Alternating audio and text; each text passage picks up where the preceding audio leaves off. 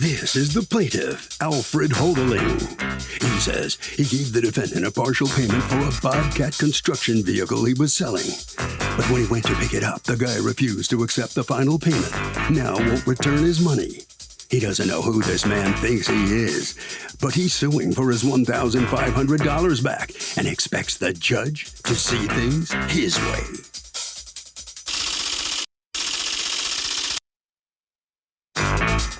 This is the defendant, Thomas Jimo. He says he made a cash deal for the sale of his Bobcat to the plaintiff, but the guy tried to pay him the balance by check. The plaintiff refused to honor the cash deal.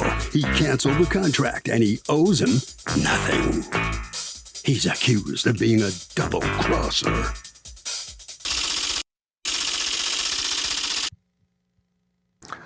All parties, please raise your right hands. People's Court is now in session. The Honorable Judge Marilyn Milian is now presiding. Litigants have been sworn in, Your Honor. Thank you, Douglas. Okay.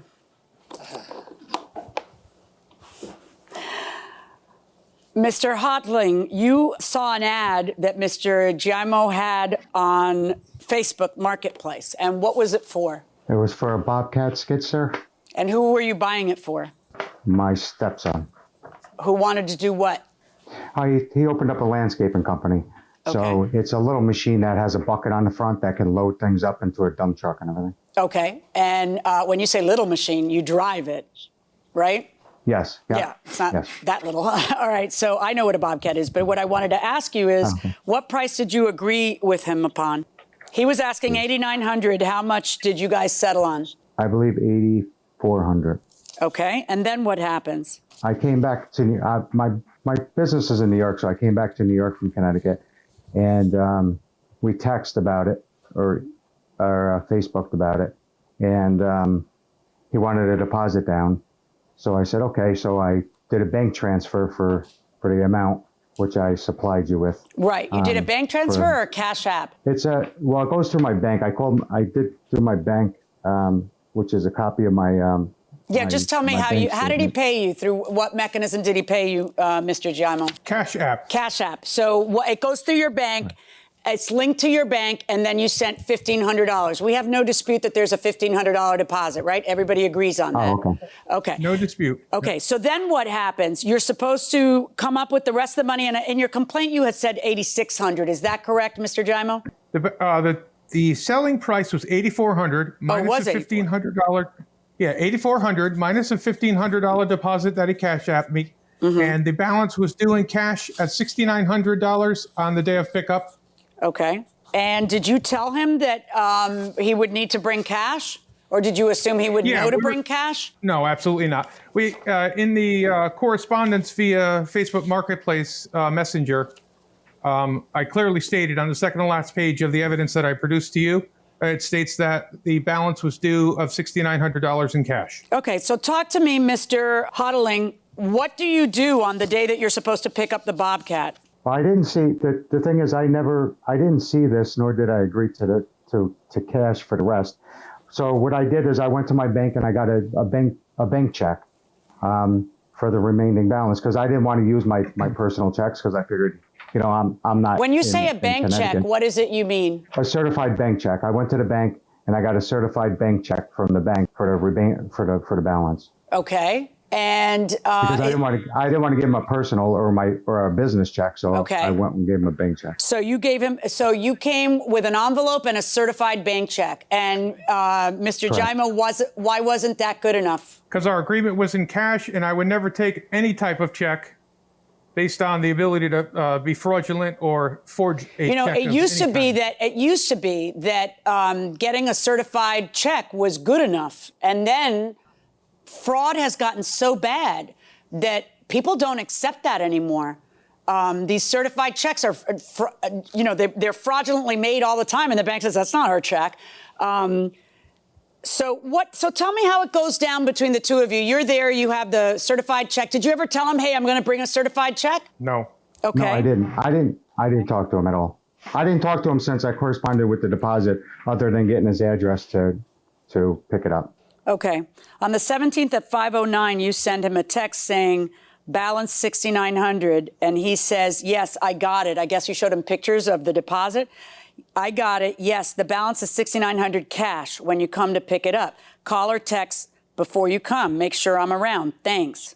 You say, well, I never answered that, but he did send it, and it's in your phone. And why would you assume somebody would accept a certified check with the amount of fraud that goes on these days? Why is he unreasonable saying, no, I want cash? Tell me exactly what went down in front of his house, and then I'm going to ask him the same question. You tell me word for word what happened in front of his house. So I gave him the envelope. He looked at it. He opened it up. He said, no, I'm only accepting cash. He walked directly into his house, into his garage. He raised his hands. He goes, what are you doing? I said, well, I want my deposit back. He says, you're not getting your deposit back. And he walked in the house. But I don't understand. Why wasn't if someone tells me, no, I'm not going to accept a certified check, I tell them, okay, let me go to the bank, get the money, and come back and get my Bobcat. Why wasn't that what was discussed? Why would you expect him to be giving you your money back? He walked right into the house. Yeah, but why weren't you saying, okay, hold on, you have my deposit, let me go to the bank and just get the cash? His text clearly said to you that he wanted cash. But also, why would you assume that he would accept a certified check? I mean, because it's a bank check. I don't care. It's a bank check. There's fraud. He's right. You're wrong. He's right. Okay. There's fraud everywhere. Okay. I know. But so why isn't the discussion, okay, oh, yeah, he did say cash. You look at your phone, you see he did say cash. Tell him, all right, I'll be back tomorrow with the cash. Why wasn't that the discussion? The discussion, he didn't let me discuss anything. He walked directly into the house. All right, you tell me, Mr. Giammo, what do you say I didn't want to happened? go to his house and confront him. Yeah, oh, no, there's no confronting necessary. Why does everybody have to play quien es más macho? How about we just consummate the deal calmly? Mr. Giammo, what do you say happened out there? Well, when we had our correspondence via Facebook, it was a calm, collected, regular business deal. So when he came to the house, he parked at the end of my driveway. I had the Bobcat ready. He hands me an envelope. I didn't even get the check 1/8 of the way out when I realized this is a check. Where are my $69 $100 bills that we discussed and that we agreed to, as far as I was concerned? So I'm in the process of handing this back. I said, I can't take a bank check. You violated our agreement. And he says, well, I'm not buying it then. I said, like flabbergasted. I'm like, really? So he starts walking back towards his truck. I walk back towards my garage. Like it was probably about 60 feet. So I turn around, he's still there. And I said, can I help you? Why are you still here? And he said, I want my deposit back. I said, absolutely not. Stop. Why is this happening? I don't understand everybody. Why isn't don't you want to sell the Bobcat? Absolutely. So, right. When you say, why do you look at a check and say, you violated our agreement? This is why text for toxic testosterone is way better than toxic testosterone. Like, I'm wondering, why isn't the thing, I cannot take a check. You're going to need to go to a bank and you're going to need to come back with cash. Look at the text. I texted you. I said it needed to be cash. Why isn't that the discussion? Instead of you violated our agreement, why is that? Like, why? How did this break down like this? Within 3 seconds, the deal went wrong when I said that I'm not accepting a bank check. I can't accept a bank check. This was not our agreement. And that's when he said, I'm not buying the Bobcat. And then literally walked away. So I didn't want a confrontation. He had his steps on there. There were two on one. And yes, you're right about testosterone. Maybe men get a little crazy. Think? You think? Yeah. Yeah. Because this should have been a calm negotiation, like just. It should have been. Yeah. And did you ever look at your text and see that he had said cash? Well, I did when I got back. I didn't at that point. So then did you pick up the phone and call him and say, hey, I'm sorry, I didn't see this text. Let me come back with the cash tomorrow. Did you do that? Well, I went all out of my way to go get a trailer. I had my stepson bring his truck and a big trailer to load it onto the trailer. Is it your son's trailer? Yes. So what was the problem with coming back with cash the next day then? There was no problem other than him. He walked right away and walked into the house. Okay, but so what if he walks away? Why don't you just call him or text him and tell him, hey, I'm sorry, I just read this. I see that you texted that. I'll tell you why. Because everybody's busy playing quien es más macho. That's why. Where's the Bobcat now, Mr. Giammo? The Bobcat was sold 2 weeks later for $800 less than Mr. Hotag was going to pay for it. I had a bunch of tire kickers and a bunch of lowball offers. And I finally got to the point where, okay, it's time to sell this. And the person actually brought cash, so it was not a problem. Right. See, the text is very clear, bring cash. And if you wanted somebody to accept a check, you need it, whether it's a certified check or not. In the old days, people could do that. But there's so much fraud now that people don't accept that. And, you've got to know, it's not even like the guy left you guessing at how to pay for the rest of it. He specifically told you, bring cash. What I'm not understanding is how did you cash app him $1,500 in one day that day? The computer. Through the computer. Yes, so why didn't right? So I didn't hand him $100 bills for the calc. I didn't have to hand him $100 bills for that. If you're saying he wanted cash, well, I didn't hand him $100 bills for the deposit. So why is that acceptable? Well, because that you can't take back. Wow. So and the problem with the Cash App is they probably don't allow you to Venmo or Cash App $8,000. They're not going to let you do that because there's a limit per day. So that, he gets immediate money with the Cash App, you see. But if you give him a fraudulent, and I do this every day, I have cases like this where people. So how does he get the cash? I mean, I've never gotten cash out of Cash App. So they just come and give him $100 bills? No, it goes immediately from deposit it? No, it goes immediately from your bank account into his bank account. And he has access. Oh, okay. So it's in a banking account. Right. But see, okay. So then talk to the guy and say, listen, I'm going to wire you the $8,000. So I have proof that I gave you $8,000. Because when I'm reading your complaint, what you say is the following. There's a spider on my desk. Did you get him? I got him. Oh. The poor thing. Homie, don't play that. All right. What you say is, I told him I would never just hand over cash, especially since Bobcats don't come with titles.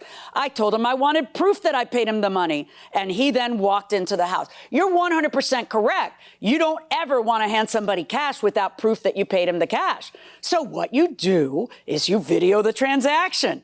You say, hey, no offense, but I'm going to video the transaction because I want, or you have him, I know. Let's go old school a little bit. Old school, no school like the old school. Right. And you have him write a receipt for the $8,000. There should not be a problem with this. But really what should have happened when you got home and you read the text and you saw that is you should have texted him back, look, I'll bring the cash tomorrow. Instead, now we're in a position where you're mad at him for being rude. He's mad at you for not abiding by the contract because that is how this should have gone down. And then you decide, well, I'm just going to get my $1,500 back. Do you guys ever have communication again after this day? No. Nothing. I really thought he was going to call me within an hour saying that he would go cash the check. But that never happened. Was it a weekday? No, it was I believe it was a Saturday. So maybe he couldn't. Plus, he says it was a bank in New York and he was in Connecticut and blah, blah, blah. He lives down in this town. So I don't know why it would have been a problem to just give you the money another day. Because you gambled. You got me. What happened, Mr. Hodling, is that you gambled that I'd be ordering him to return your deposit. And based on the facts that I'm hearing, I'm not going to order him to return your deposit. He specifically told you bring cash. He doesn't have to accept a check. There's too much fraud now for him to. There's no law that says he has to accept your certified check. When he told you, I'm not going to accept that, Correct. Your next move Correct. was to say to him, all right, let me come back. But your next move wasn't that. Let me come back in 2 days. It's Saturday. The bank's not open till Monday. Let's work it out. I'll bring it back on Monday. But instead, your next move is to say, get me my money. And that was a gamble. And now the thing is sold. He doesn't have to return your deposit. My verdict is for the defendant. But honestly, it is sad because this didn't have to be this way. This didn't have to be this way. Calmer minds eventually. And frankly, where's your stepson? Because he's the guy who should have been the calmer mind, should have prevailed, and this deal should have just been consummated 2 days later. Good luck, gentlemen. Verdict for the defendant. Thank you. So the plaintiff does not get his $1,500 back. Mr. Hodling, let me ask you, the judge thinks you could have gotten your money back. You could have gotten the deal had you been a little smarter. Do you have any regrets about the way you acted? No. It happens. No. Very interesting. Well, it cost you $1,500 to play a macho guy, and look, he told you he wanted cash. Nothing macho. I didn't say one word, so I wasn't trying to be macho. I just didn't want to do. I didn't want to do the deal. It wasn't a macho deal. It's just I didn't Okay. yell or scream. There was no mancho. Nobody. No. Okay. So you didn't want to do the deal. It cost you $1,500. Sorry about that. That's the way it is. Mr. Gmo, since you sold the device, I guess you're not bothered at all, are you? Made a little bit less money, but A little less money, but I'm happy that the deal went through with somebody that, in a good mindset. And I got the cash that I requested, and the judge's decision was great, and I appreciate it. all righty. Okay, well, that's a very interesting outcome to this case. Okay, Doug. Well, look, we have seen situations like this where the method of payment becomes the issue in a court case. And in a situation like this, if there was silence on exactly what form of payment there should be, I would think a check would be acceptable. But in a situation like this one, there seemed to be proof that the defendant expected cash, and the plaintiff cannot change the deal. How do you have a positive attitude for life and people in general after seeing people being so ugly to each other? I think it's practice, really. I think it affected me more when I first became a judge. I think after almost 30 years, has it been 30 years? Yeah. Wow, 27 years on the bench. Long time. You start to get, I don't know, I think I have a harder shell than you do. You're a much nicer guy than I am. And I think that this stuff affects you more, wouldn't you say? It does affect me, and especially when I was on the family court bench, it made me insane, and I got home and I think I brought those psychological traumas that you experience trying to mediate and get in between. Yeah, you were you would always tell me, hey, they all want me to decide what happens with little Johnny. How am I better equipped than the parents? You would always be very upset that they couldn't figure down to how to cut little Johnny's hair, I know. what kind of clothes they should wear, you name it. So, but I think most people at their essence are decent people, are good people, and hopefully are going to... There's a difference between you. are going to be nice to each other. You're a very positive guy. I just assume everyone's trying to pull one over on me all the time. Thank God I've got you to watch my back at that. Oh, thank God I've got you to make me not a miserable person.